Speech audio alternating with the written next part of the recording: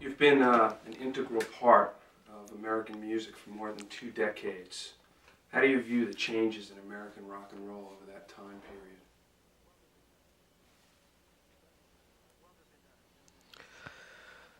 Well, there have been several different areas of change in rock and roll. Uh, First of all, it started out in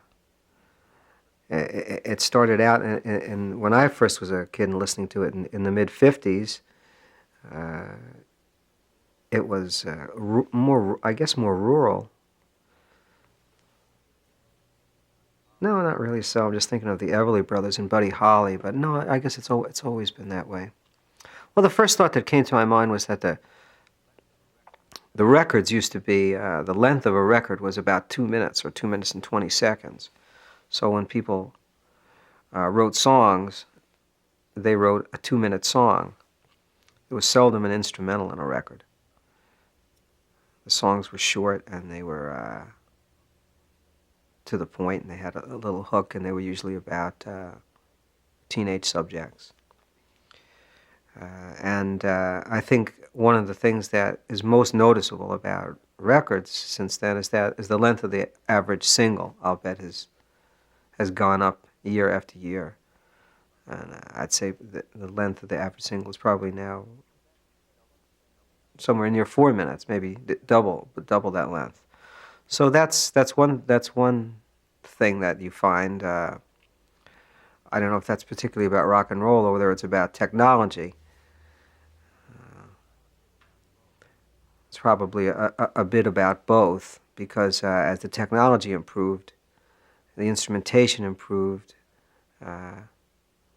players got better, and musical solos came into the music, and sounds could be changed, synthesized sounds now.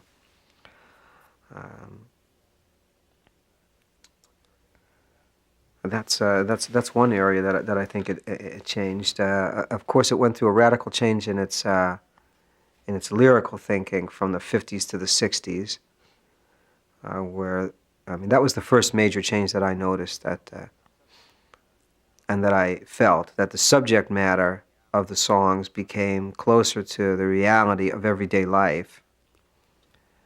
It wasn't just about romance and will mom and dad let us do this. It was about being being in charge of your own life and writing about the world as you saw it. Then in the 70s, gradually that music of social relevance, or realistic music, or whatever term we'd like to call it, speaking generally now, gave way to disco music, which was about steady rhythm and dance, and the subject matter again became irrelevant, and the groove became important. Then the reaction to that in the 80s was a punk and new wave movement, which for a while incorporated one of the elements of the earliest form of rock and roll, which was to make things very short, very high energy, and very and simplistic. Except the first time around, it was done with a innocence and a naivete, and the second time around with the punk movement, it was done intentionally to make a point. I think perhaps that's why it didn't actually have the impact that the first time had, because the first time was a genuine expression, and it was a joyful expression, and the second time that the short form came in, it was a strong anti-statement. Then I guess after the early 80s punk, now we're in a period of I don't even know how to describe what we're in now. It's a sort of eclecticism again, where a lot of different styles seem to be popular. Personally speaking, I don't find most of them very interesting. I think on the same subject, am I rambling on too much? I think on the same subject, one of the things that happened, going back to the question about what was the changes in rock and roll, as the industry grew, the record business, when it started out, it was just a bunch of little companies, and the major companies weren't interested in rock and roll. But as the industry grew and the major companies became involved in it, and corporations began to play a larger part in the creative process, or influencing the creative process. Every time you feel that in any significant way, I think the music gets diluted. So there was a very pure period in the 50s when nobody was paying attention because it was only small record companies. Then you get into the late 50s, and the majors start to come in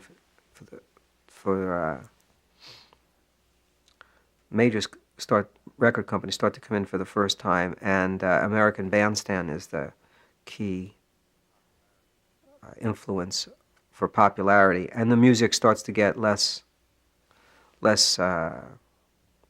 genuine, less real. That's not to say that I don't look back with affection at some of the artists from that period, but in truth, the first group of people, Elvis Presley and Buddy Holly, Chuck Berry, Little Richard, Fats Domino, the Everly Brothers, Ray Charles, James Brown, that group of people produced a far more significant body of work than the next group, Frankie Avalon, Bobby Rydell, Phiri. Well, I think that this has to do with the fact that when the companies get bigger and the corporations get bigger, the music gets blander and less interesting. The next very interesting wave that happened came from England with the English groups, and obviously led by the Beatles. And that again was music that came from small towns. The Beatles had to travel to London to get a record contract. They were from Liverpool, and that scene happened naturally and purely. And the music was original and had a tremendous force. Likewise, the folk movement here also was not something that people entered because they thought they were going to make a fortune out of it. That movement was proved to be a rich source of talent. As the popularity of all of this grew and the record sales grew, and the industry again enters into it, that music becomes diluted again with imitators, and the selling process becomes more important than the creating process. So, and I think this is a pattern that we see, and we see repeated again and again. To go back and bring in the punk movement again, which is interesting mostly to me because it was a very strong anti-commercial statement. It wasn't interesting as a musical statement, particularly to me, but as an anti-statement, I thought they were right to be against what they were against. They were against big corporate thinking and marketing, and that marketing process is never one that is really good for musicians. Musicians should really be able to think about music. And when they start to think about marketing, the music becomes less rich. And I think the period that we're in now is a period of intense marketing. I think that the greatest innovations that have occurred in the last 5 or 10 years have been in the area of selling, of which I'd say MTV is one of the main selling selling devices.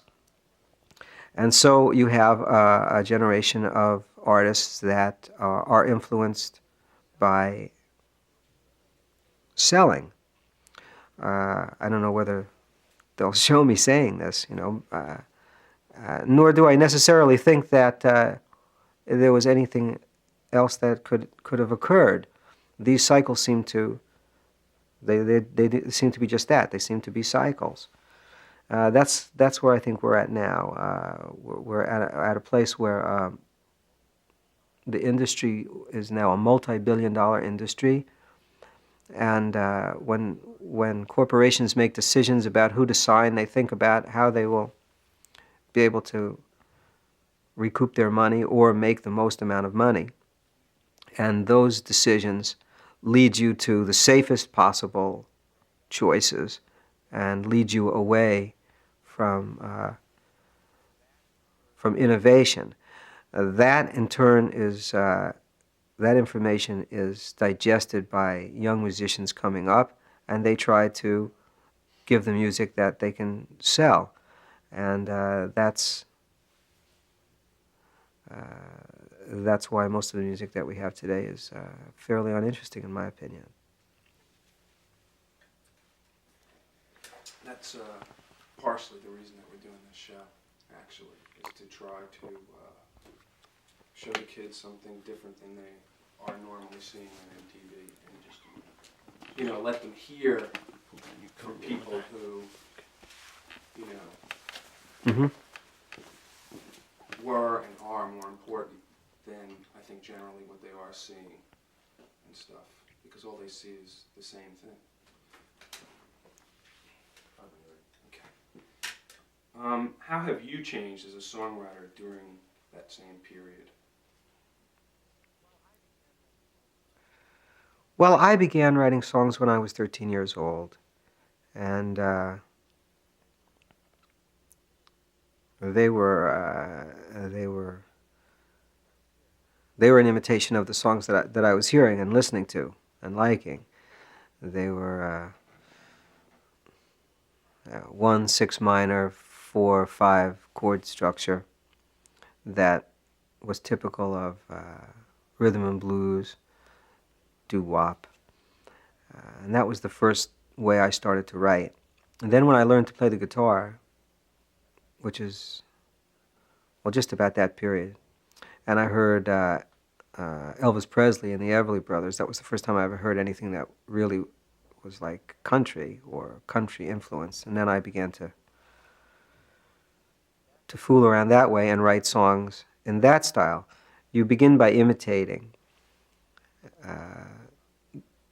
and you learn by the process of imitation. So by the time I was 15, Art Garfunkel and I had made our first record. I mean, some people, it's not a unknown fact now that we made a record when we were 15. It was called "Hey School Girl" by Tom and Jerry, and it was really it was an imitation of the Everly Brothers. And then I was still in school, and I was still writing and making demos for songwriters. I mean, there used to be an industry where there were songwriters, and in order for them to sell their songs, they would write their songs, hire an artist, not an artist, they'd hire somebody to sing these songs on a demonstration record, which was called a demo. And then they would send these demos around to various recording artists. This is the days before the singer-songwriter. So I was one of the people that made demos. I think I used to be paid $25 for a demo, which I thought was very fair. And I learned that way too, by seeing what other people wrote. I learned recording techniques because I was in the studio a lot, and I tried to write in that style.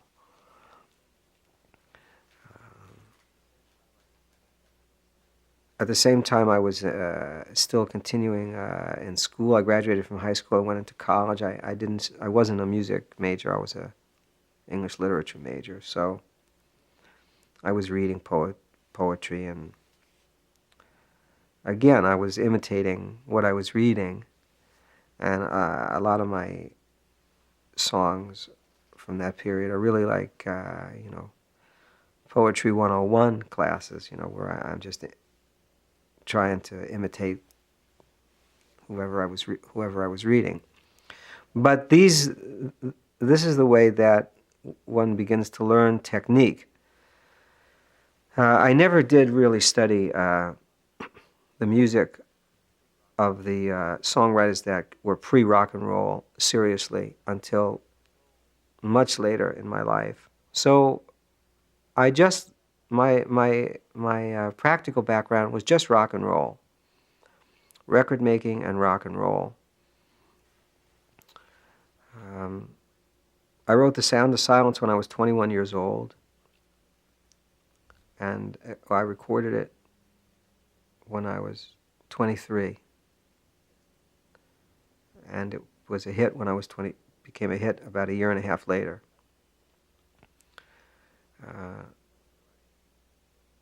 I was influenced by my early rock and roll roots, if that's the word, street corner singing.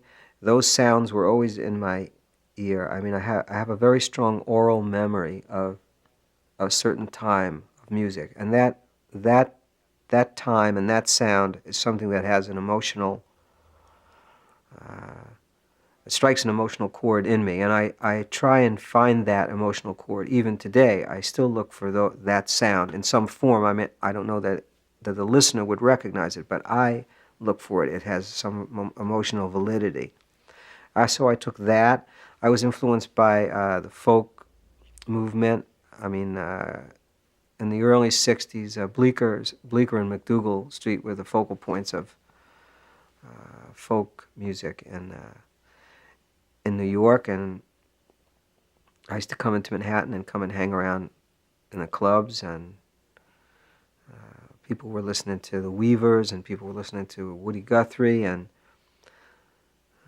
Bob Dylan was just beginning then. Phil Oakes was beginning around then. I remember seeing those guys in coffee houses, on hootenanny nights. They'd get up and sing.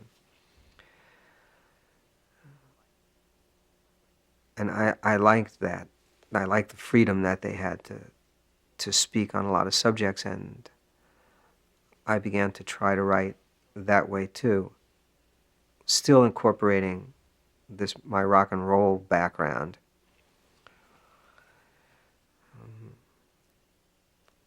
And then I moved to England, and I lived in England for a few years in the mid-'60s, around the time that the Beatles were just beginning. I mean, just coincidentally, I happened to move there at the time that the Beatles were starting up.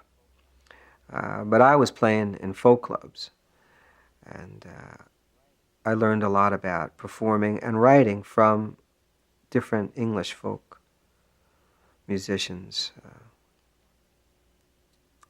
Martin Carthy was one. Ian Campbell, the Ian Campbell folk group. That was a big group then. And I think, I'm not sure, but I think that a couple of Ian Campbell's kids are in UB40 now. So, I mean, it's the next generation passing on.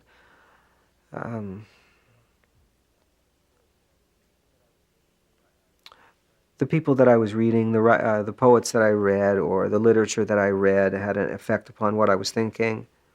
And again, that came into my music. And I guess in those days, I mean, shortly thereafter was the success of Simon and Garfunkel, which that started.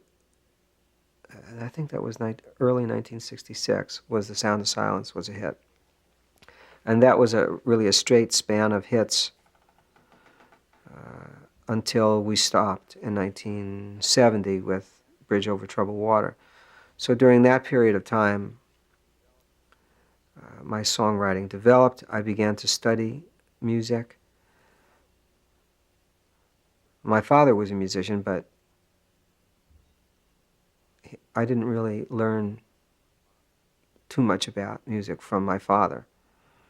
So I began to study guitar with teachers and harmony, and to start to pick up my craft in a more traditional way. When Simon and Garfunkel stopped being a team, I began to explore other music that I was interested in, music that was not American, music from South America. El Condor Pasa came from that exploration, and reggae music, ska, which preceded reggae, was something I was interested in, and then reggae, and then I went to record Mother and Child Reunion in Jamaica, and that was in 1971 or 2. And I began to feel that there was a lot of music from all over the world that was interesting, and I thought that popular music really expanded worldwide and didn't necessarily stop at the borders of the U.S. and England. And that influenced me as well.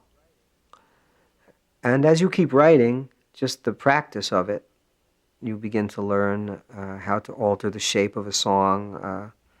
And the idea is, I think, to get your technique down to the point where you don't have to think about technique at all, and that you can just work with your imagination. And you don't have to think now, how should this go?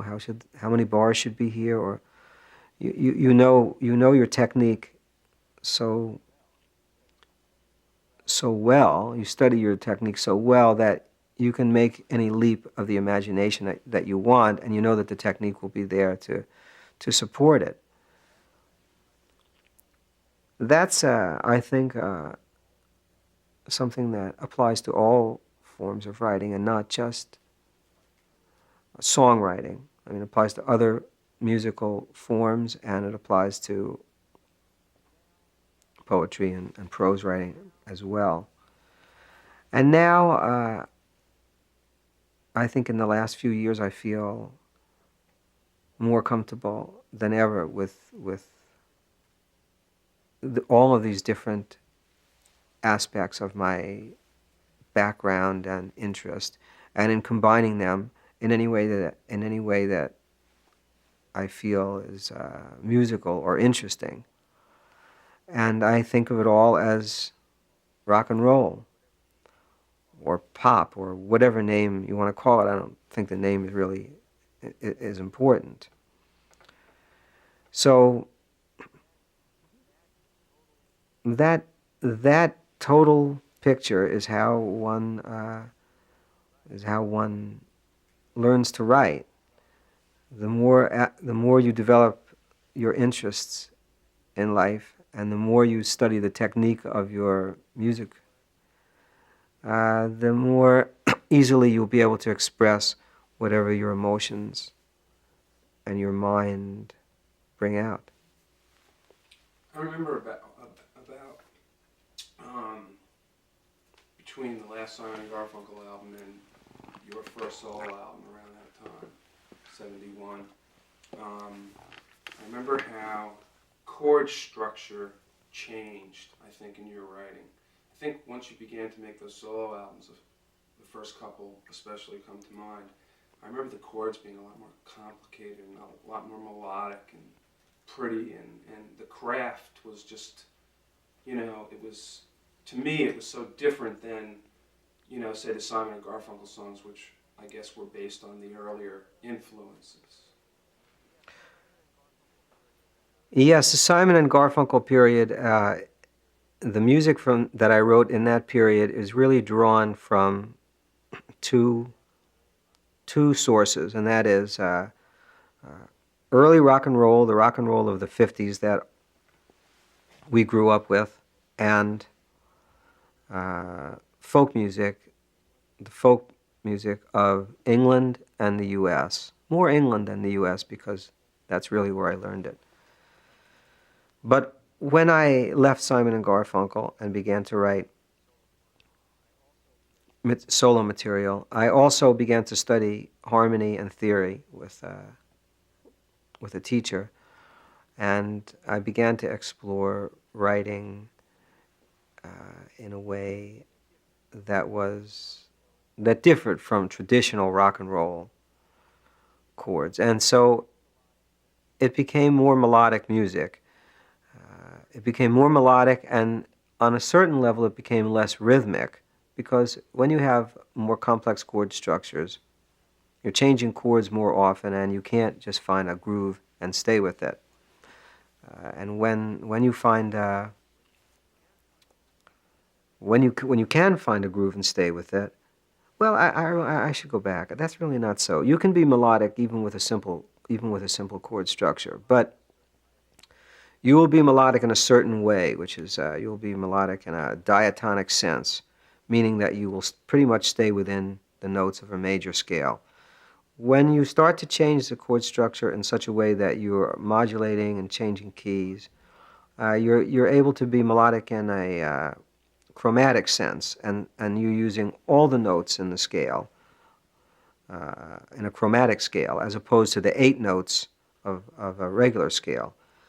And I, for a certain period of time there when I was learning this, used to, as an exercise, make it a point to get every note, all 12 notes of the chromatic scale, into a song, just as an exercise to make sure that I was finding every way I could go. And that idea occurred to me because I was listening to and studying the music of Juan Carlos Jobim. And he did that a lot in his music, using all the notes.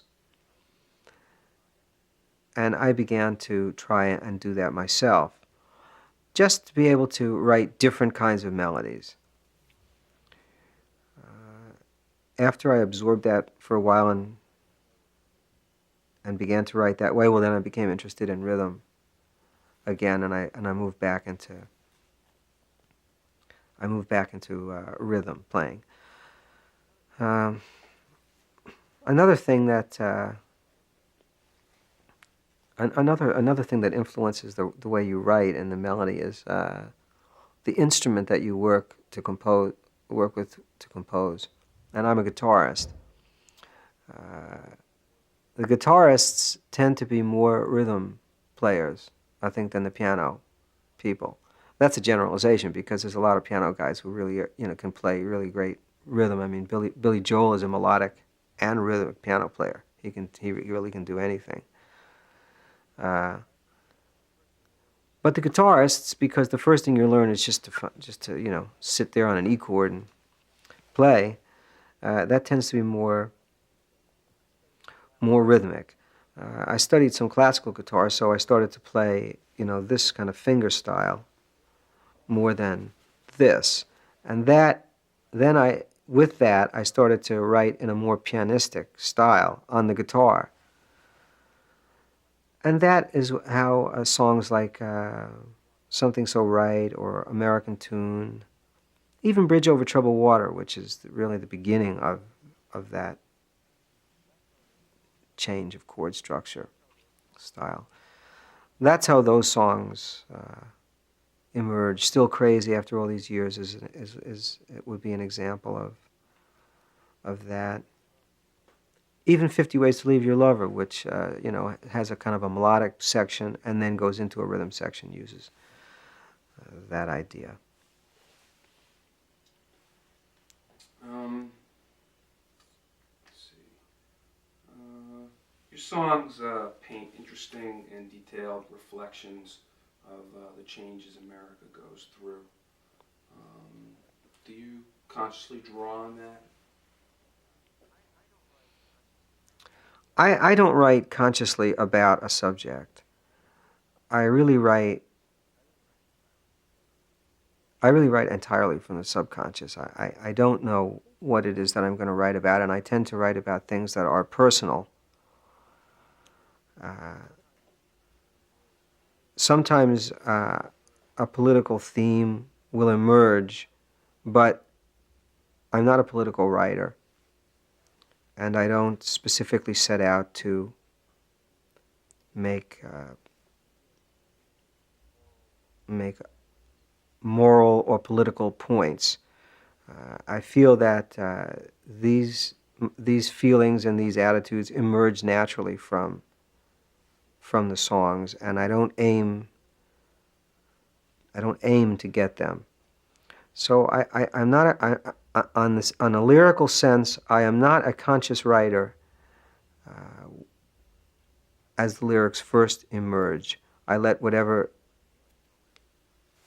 my feelings or whatever's in my heart, I try and let that come out, and then I will try and shape it. I'll try and, because sometimes I make up phrases that I don't really think make any sense to anybody else but me. So when that happens, if the phrase is interesting, I'll try and keep the phrase and somehow explain it in the rest of the song. But the first impulse is subconscious and not conscious. Back in the mid-'60s, you, Bob Dylan, and a few others were being called rock poets. Did you see yourself in that light? The term, well, it was very popular reference, rock poets, the 60s. At the time, I didn't feel that it really applied. And in fact, I still don't feel that it applied to... It wasn't really poetry, but it was lyric writing that was cognizant of the use of language in a way that could be poetic. Still, the main idea was to get smooth lyrics that could flow with a melody. But if you could do that with imagery or language that was richer than had been previously the norm, well, then that became something that we were interested in and something that we liked. And there was a stretch in that direction. Because it was the first time that people were stretching in that direction, the excesses of that thought process or movement became, the valleys of your mind type of lyrics, and so they became cliches, and they were silly. But it was an attempt to make the language of song closer to the language of poetry, and I felt, and still do feel, that was a very valid point. That it wasn't necessary that lyrics be entirely cliche or entirely vernacular. That there was a place for language to be used, and that since rock and roll was the medium that we all communicated with or in, there was no reason why it had to stay at the lowest literary level. Again, that's not to say that I wanted all of the music to rise up and suddenly become like a combination of Chuck Berry and Wallace Stevens. That's not what I meant. There was a place, obviously, for good old bar rock and roll, but there was also a place to express more complex ideas and to have a richer sense of language in the music. And I felt that then, although I didn't really think I had the abilities to do it then. And I feel it now. I think it's very important. Otherwise, the music will stay at a very simple level and will appeal only to the youngest groups. because it will be fresh to them, because they haven't heard it before. But other people, all of us, who all grew up on rock and roll, will be bored by these simple thoughts, and will leave the music. And the music is a very nourishing form of music. It always was. So I do think it's something that I would like to see more people aspire to have the language of rock and roll be richer.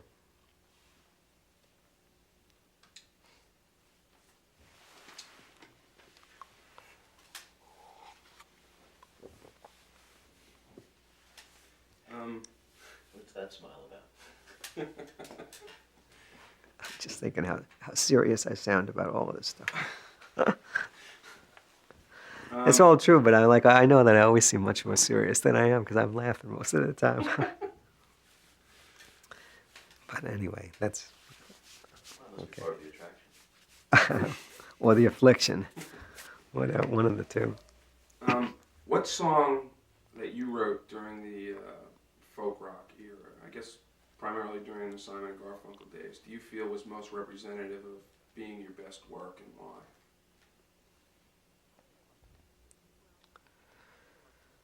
Well, let me think. Simon and Garfunkel period.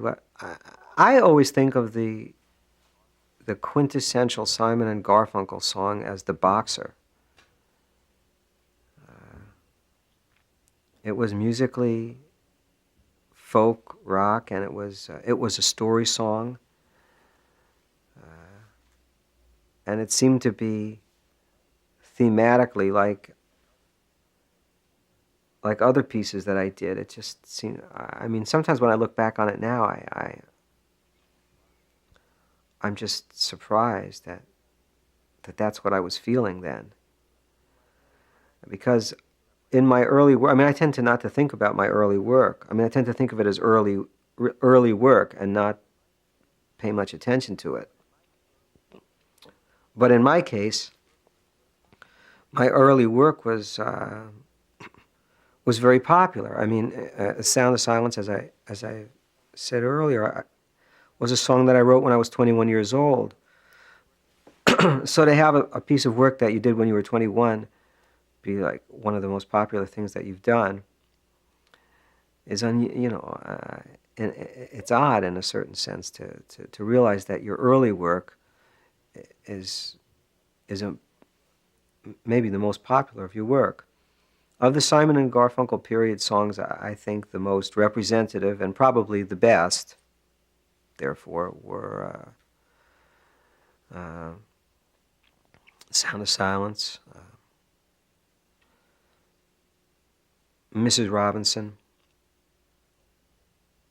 "America,"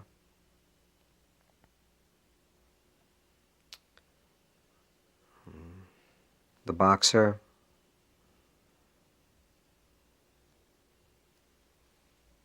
"Bridge Over Troubled Water,"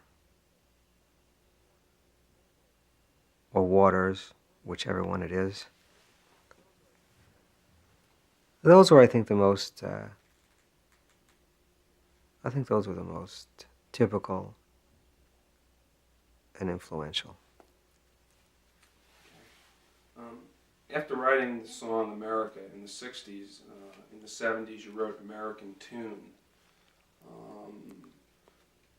Did you feel that they were similar? How did they differ? And if you can recall, what was the inspiration for "American Tune"?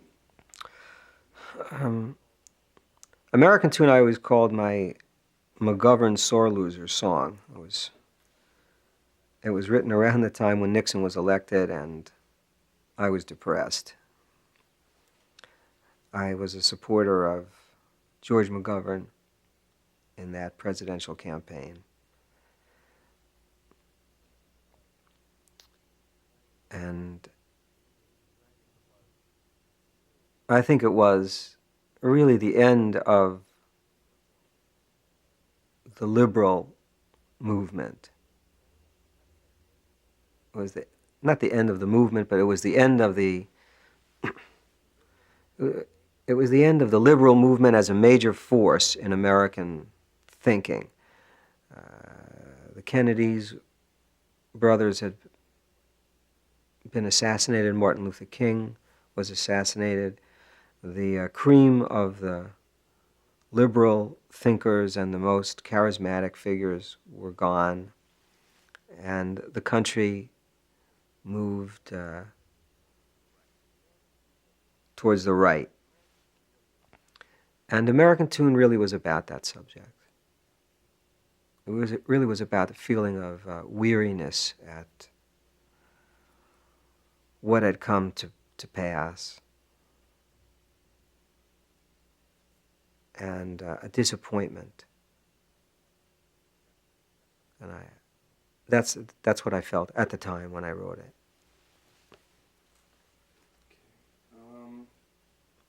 What are some current American artists or rock and roll bands today that you admire? What bands do I admire today?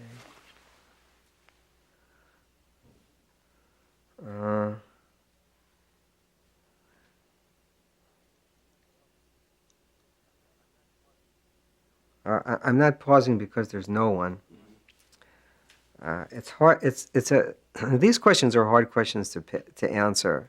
I mean, there really are quite a lot that are good. I mean, and start to pick it out and say this and that. Okay. We'll go on to another one, which is almost the same thing. Associate, if you can, the following artists with their relevance in the history of American music, and perhaps give us your personal views on them. Woody Guthrie. Well, Woody Guthrie was a populist songwriter. He was a natural. He wrote melodic songs about topical subjects, and he wrote really one of the great American anthems, "This Land Is Your Land." I'll say it again.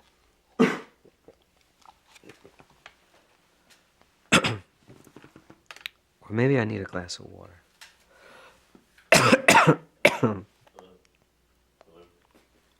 Stop tape.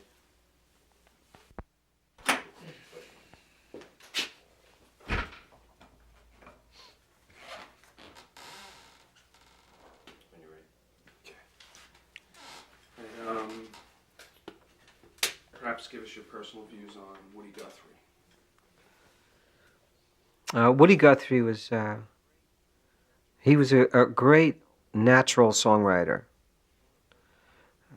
He wrote very melodic songs that everyone could sing, and the language in them was rich and often poetic. And he wrote one of the great American anthems, "This Land Is Your Land," and was really the father of the folk movement.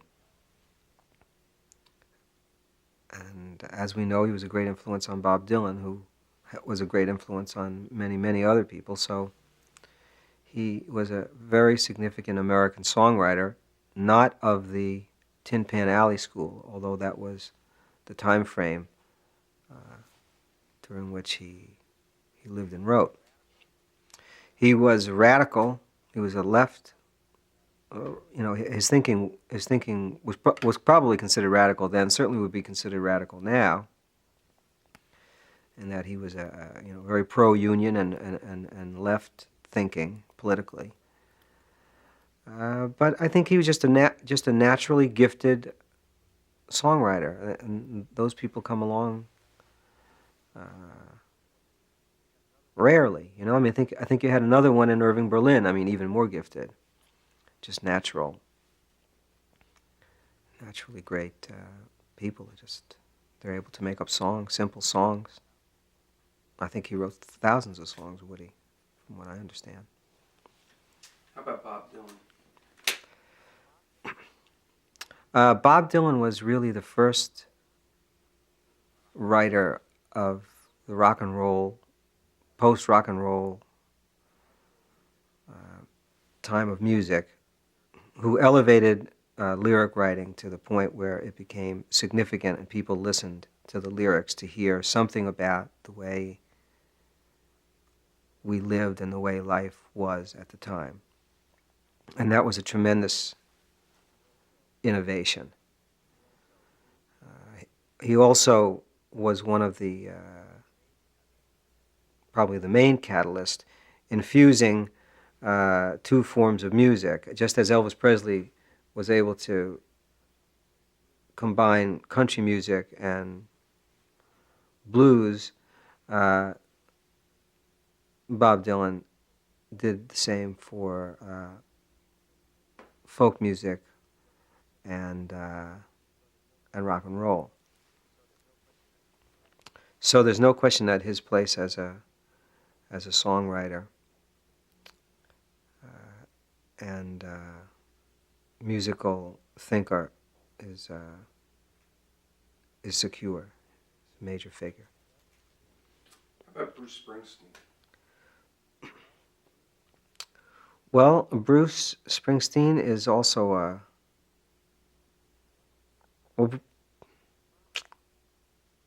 Well,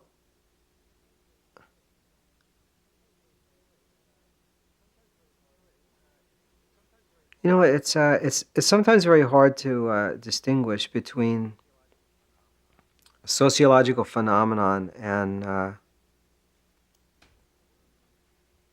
the work. At this point in time, Bruce is really, I think, more sociological phenomenon than songwriter.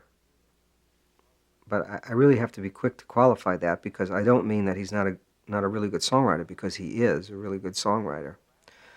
But his popularity is so immense, and he has come to be a symbol for